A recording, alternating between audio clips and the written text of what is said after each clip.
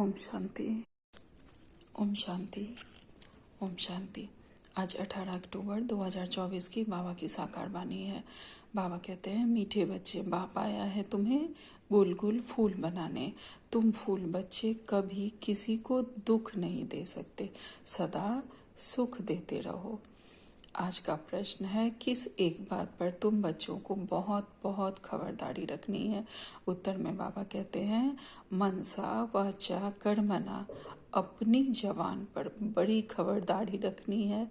बुद्धि से बिकारी दुनिया की सब लोक लाज कुल की मर्यादाएं भूलनी है। अपनी जांच करनी है कि हमने कितने दिव्य गुण धारण किए हैं, लक्ष्मी नारायण जैसे सिविलाइज्ड बने हैं, कहाँ तक गुलगुल फूल बने हैं। बाबा कहते हैं, किस एक बात में हम बच्चों को बहुत ही अलर्ट रहना है। तो बाबा कहते हैं, मनसा वाचा कर्मणा, अपनी जबान पर हमें बहुत ही अलर्ट रहना है। हमारी बुद्धि से बिकारी दुनिया की सब लोक लाज कुल की मर्यादाएं भूलनी है। बिकारी दुनिया में जो भी मर्यादाएं वगैरह जो भी होती हैं, बाबा कहते हैं वह सब भूलनी है। अपनी जांच करनी है कि हमने कितने दिव्य गुण धारण किए हैं। लौकिक में होता है ना कि कहीं नहीं आ जा सकते हैं, कि किसी से बात नहीं कर सकते हैं, सबको वहाँ पे अभिमानी होकर देखते हैं। और यहाँ तो हम सब भाई बहनें आपस में कोई भी अगर बात करते हैं या ज्ञान का कोई भी पॉइंट चिंतन मनन करते हैं तो एक दूसरे को आत्मा देखकर। तो बाबा कहते हैं, लौकिक दुनिया की जो वह सब बातें हैं मर्यादाओं की, तो वह सब भूलनी है। हमें बुद्धि से अपनी जांच करनी है कि हमने कितनी दिव्यता धारण की है, कहाँ तक हम सोल कॉन्शियस हुए हैं, एक दूसरे को सोल कॉन्शियस होके देख रहे हैं। लक्ष्मी नारायण जैसे सिविलाइज्ड कहाँ तक हम बने हैं, कहाँ तक पवित्रता धारण की है, कहाँ तक हम गुलगुल फूल बने हैं। हमें अपने को चेक करना, और कोई कमी है तो उसे चेंज करना है। ओम शांति। शिव बाबा जानते हैं कि हमारे बच्चे आत्माएं हैं। तुम बच्चों को आत्मा समझ शरीर को भूल शिव बाबा को याद करना है। शिव बाबा कहते हैं, मैं तुम बच्चों को पढ़ाता हूँ। शिव बाबा भी निराकार है तो तुम आत्माएं भी निराकार हो, यहाँ आकर पाठ बजाते हो। बाप भी आकर पाठ बजाते हैं, यह भी तुम जानते हो। ड्रामा प्लान अनुसार बाप हमको गुलगुल बनाते हैं। तो सब अब गुणों को छोड़ गुणवान बनना चाहिए। गुणवान कभी किसी को दुख नहीं देते, सुना अनसुना नहीं करते। कोई बात सुनी, एक कान से सुन के दूसरे कान से निकाली, ऐसा नहीं करते हैं, बल्कि जो भी वैसी बातें होती है वह धारण करते हैं। अब गुणों को छोड़कर गुणवान बनते हैं। कोई दुखी है तो उसका दुख दूर करते हैं। बाप भी आते हैं तो सारी दुनिया के दुख जरूर दूर होने हैं। बाबा आए हैं तो सबके दुख दूर कर रहे हैं बाबा। बाप तो श्रीमत देते हैं, जितना हो सके पुरुषार्थ कर सभी के दुख दूर करते रहो। पुरुषार्थ से ही अच्छा पद मिलेगा, पुरुषार्थ ना करने से पद कम हो जाएगा, वह फिर कल्पांतर का घाटा पड़ जाता है। बाप बच्चों को हर बात समझाते हैं। बच्चे अपने को घाटा डाले, यह बाप नहीं चाहता है। दुनिया वाले फायदे और घाटे को नहीं जानते, इसलिए बच्चों को अपने पर रहम करना है और श्रीमत पर चलते रहना है। भल बुद्धि इधर उधर भागती है, फिर भी कोशिश करें कि हम बाप को क्यों नहीं याद कर सकते। बाबा कहते हैं, चाहे कितनी भी बुद्धि इधर उधर भागे, फिर भी हमें कोशिश करनी है कि हम बाकी सब जो हमारे काम का नहीं है वह तो हम याद करते हैं, लेकिन अपने बाबा को क्यों नहीं याद कर सकते। जिस याद से ही हमें ऊंच पद मिलता है। कम से कम स्वर्ग में तो जाते हैं, परंतु स्वर्ग में ऊंच पद पाना है, सिर्फ जाना नहीं है। जब जाएंगे और हमें पुरुषार्थ करना ही है तो क्यों ना अच्छे से अच्छा पुरुषार्थ करें, जिससे हमें ऊंचते ऊंच पद मिले। तो बाबा कहते हैं, बच्चों के माँ बाप कहते हैं ना, हमारा बच्चा स्कूल में पढ़कर ऊंच पद पाए। यहाँ तो किसको भी पता नहीं पड़ता। तुम्हारे संबंधी यह नहीं जानते कि तुम क्या पढ़ाई पढ़ते हो, उस पढ़ाई से तो मित्र संबंधी उस पढ़ाई को सब जानते हैं। इसमें कोई जानते हैं तो कोई नहीं जानते। कोई का बाप जानता है तो भाई बहन नहीं जानते, कोई की माँ जानती है तो बाप नहीं जानता, क्योंकि यह विचित्र पढ़ाई है और विचित्र पढ़ाने वाला है। हम लोग क्या पढ़ते हैं मुरली में, वह तो जो लोग ज्ञान में नहीं है वह नहीं समझ पाते हैं, लेकिन इन्हीं सब बातों को डिटेल्स में जाके या फिर थोड़ा इधर उधर घुमा के शास्त्रों में दिया गया है। हर जगह यही सब बातों को बताया गया है, लेकिन जो नहीं है ज्ञान में वह नहीं समझ पाते हैं।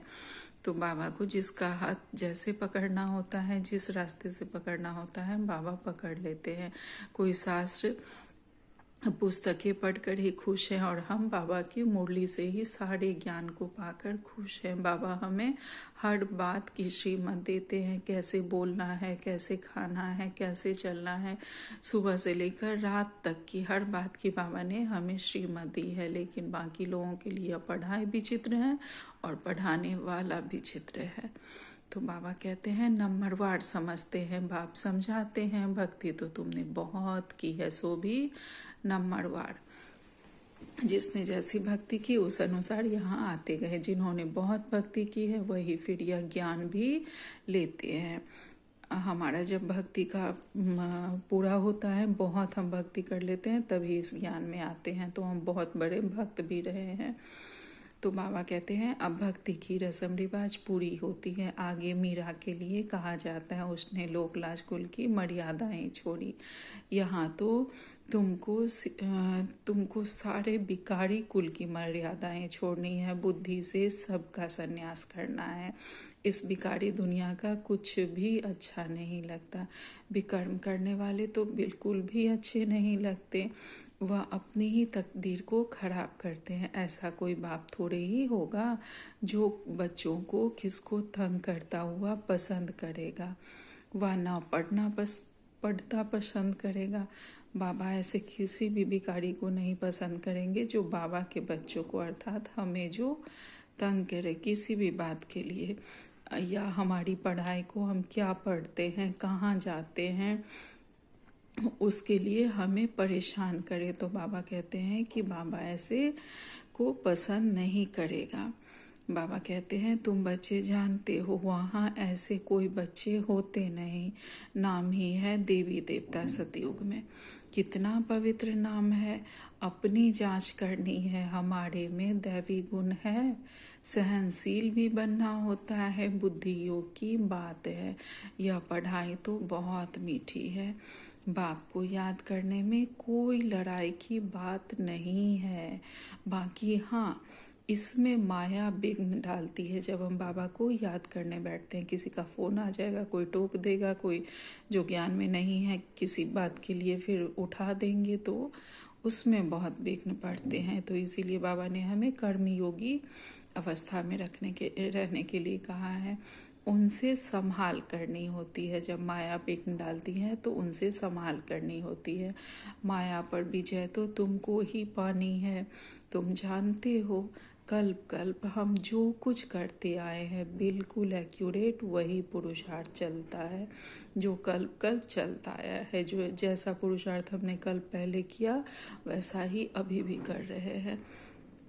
तुम जानते हो अभी हम पद्मा पदम भाग्यशाली बनते हैं, फिर सतयुग में अथाह सुखी रहते हैं।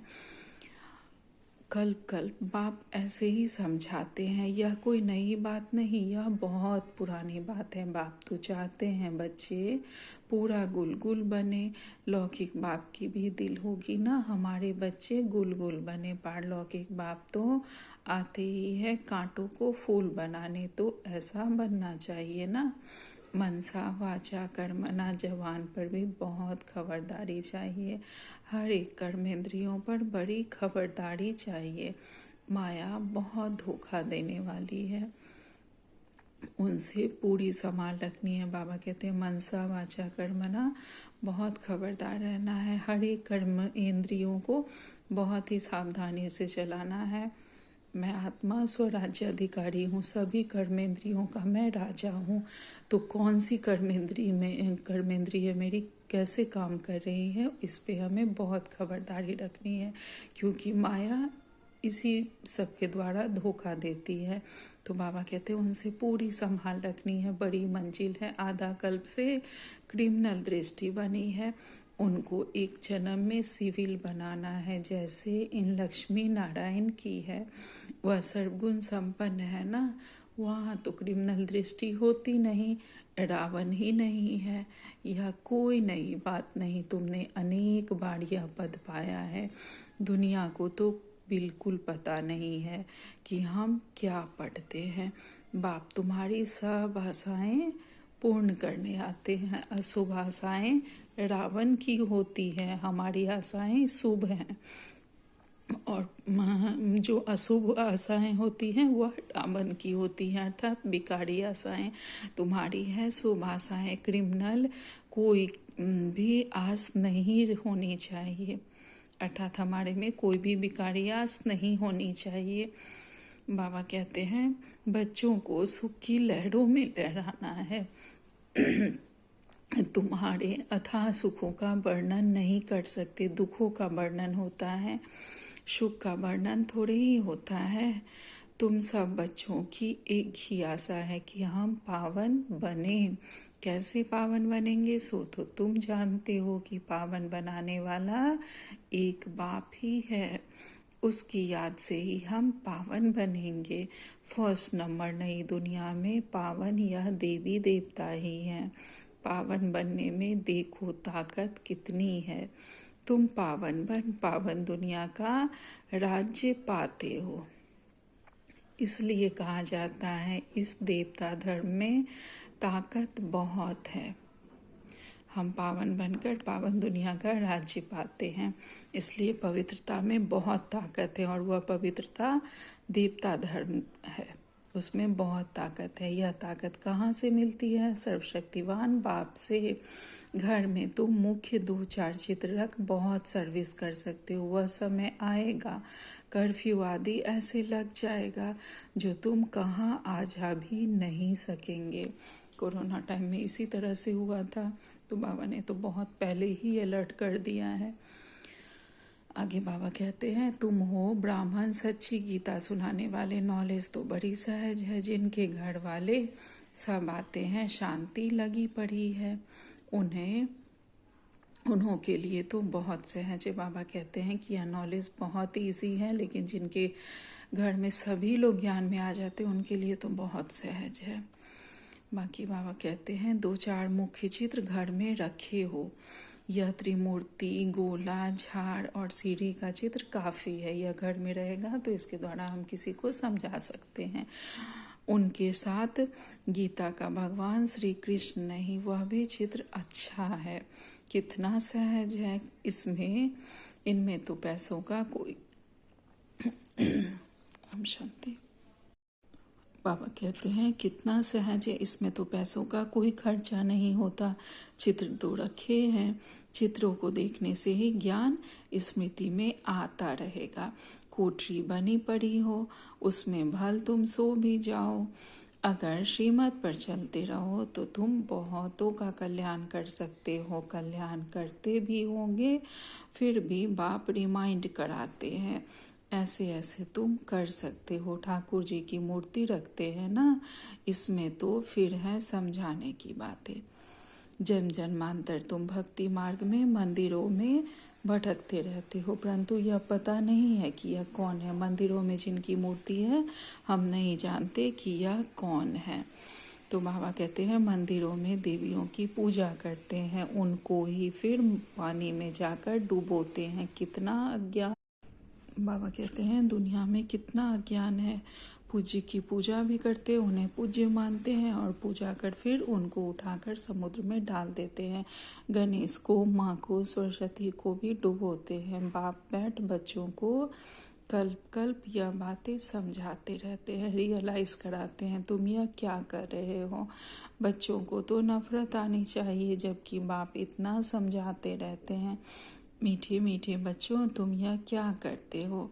इनको कहते ही हैं विषय वैतरणी नदी। ऐसे नहीं, वहाँ कोई क्षीर सागर है, परंतु हर चीज वहाँ ढेर होती है।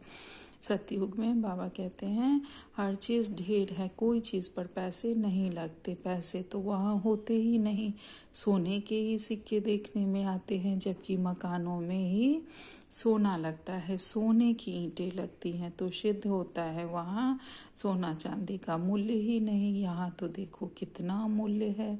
तुम जानते हो एक एक बात में वंडर है। मनुष्य तो मनुष्य ही है, यह देवता भी मनुष्य हैं, परंतु इनका नाम देवता है। इन्हों के आगे मनुष्य अपनी गंदगी जाहिर करते हैं। हम पापी नीच है, हमारे में कोई गुण नहीं है। तुम बच्चों की बुद्धि में एम ऑब्जेक्ट है। हम या मनुष्य से देवता बनते हैं। देवताओं में दैवी गुण है।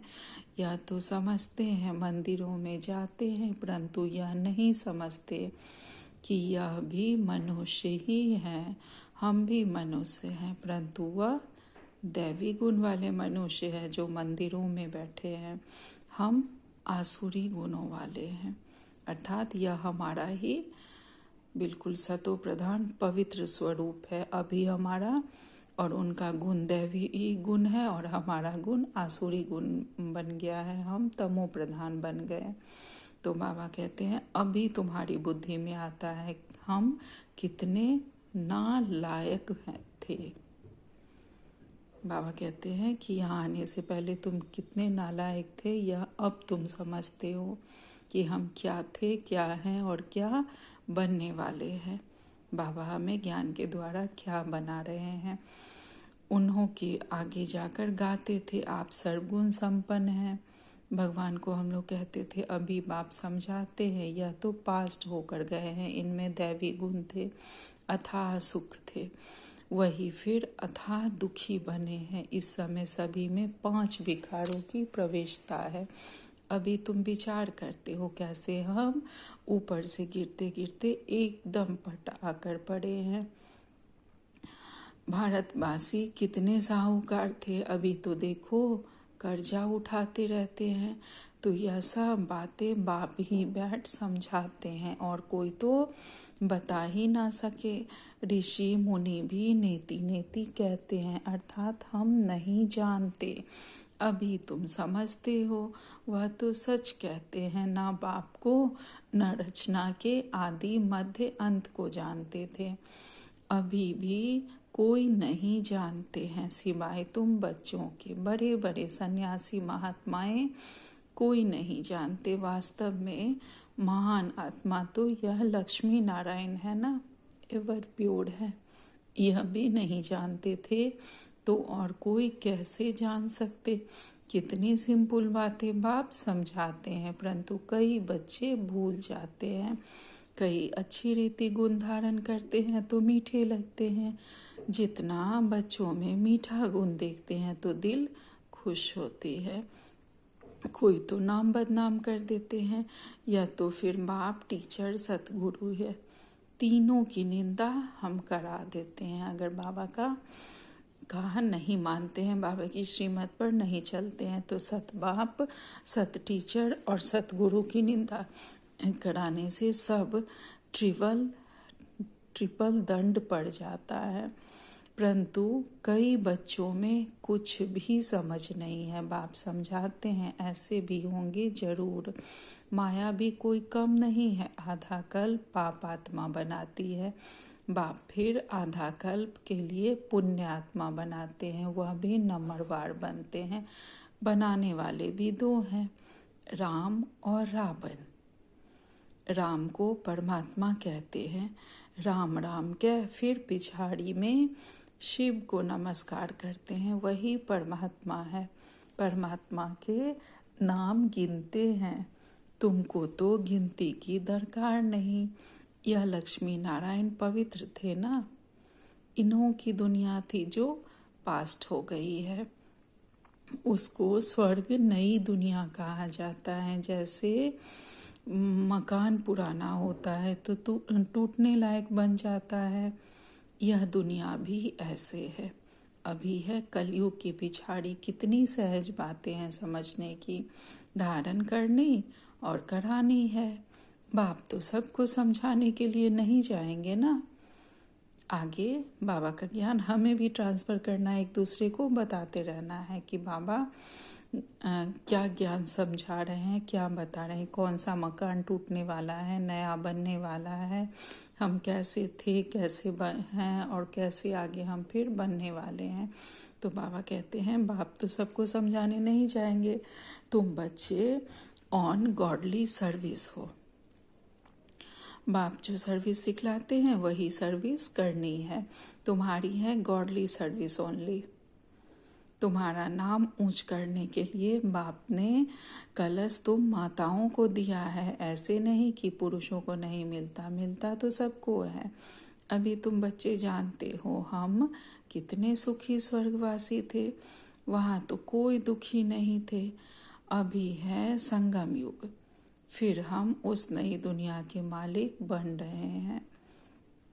अभी है कलयुग, पुरानी पतित दुनिया, बिल्कुल ही जैसे भैंसे बुद्धि मनुष्य हैं। अभी तो इन सब बातों को भूलना पड़ता है। देह सहित देह के सब संबंधों को छोड़ अपने को आत्मा समझना है। शरीर में आत्मा नहीं है तो शरीर कुछ भी कर ना सके। उस शरीर पर कितना मोह रखते हैं। शरीर जल गया, आत्मा ने जाकर दूसरा शरीर लिया तो भी 12 मास जैसे हाय हुसैन मचाते रहते हैं। अभी तुम्हारी आत्मा शरीर छोड़ेगी तो जरूर ऊंच घर में जन्म लेगी ना, नंबरवार। थोड़े ज्ञान वाला साधारण कुल में जन्म लेगा।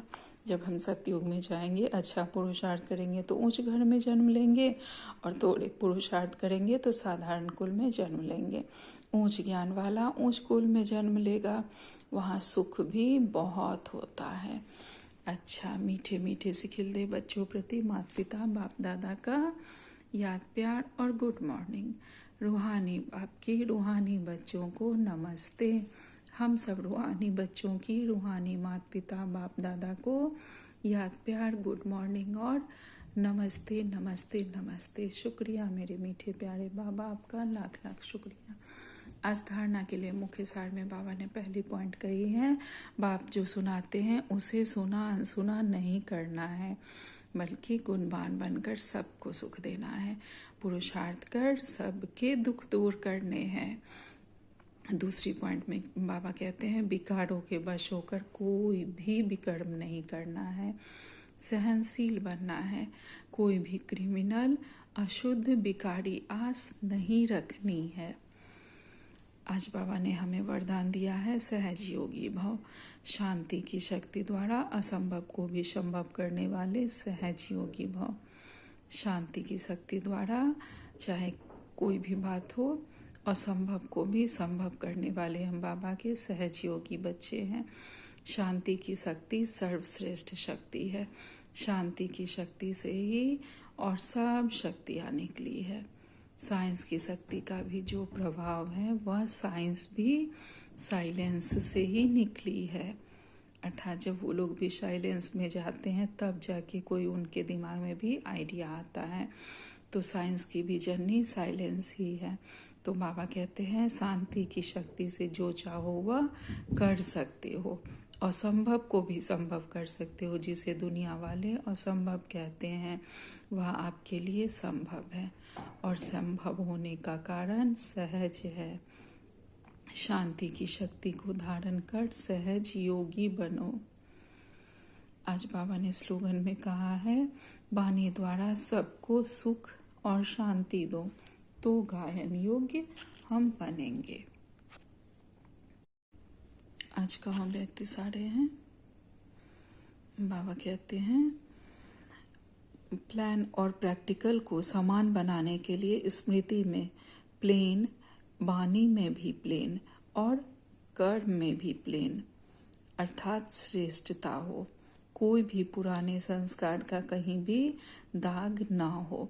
जब ऐसे प्लेन हो जाएंगे तब प्लान और प्रैक्टिकल एक हो जाएंगे। अर्थात जब हम पूरी तरह मनसा वाचा कर्मणा हर तरह से पुराने स्वभाव संस्कार से हम प्लेन हो जाएंगे, क्लीन क्लियर बुद्धि हमारी हो जाएगी, तो फिर हम कोई नया प्लान बनाएंगे तो वह तुरंत हम प्रैक्टिकल में ला पाएंगे। प्रैक्टिस और प्रैक्टिकल दोनों साथ हो जाएगी। तो बाबा कहते हैं तब प्लान और प्रैक्टिकल एक हो जाएंगे, जो हम सोचेंगे वह तुरंत कर लेंगे। बाबा कहते हैं फिर सफलता एरोप्लेन के मुआफिक उड़ेगी। अच्छा, ओम शांति, ओम शांति, ओम शांति। शुक्रिया बाबा।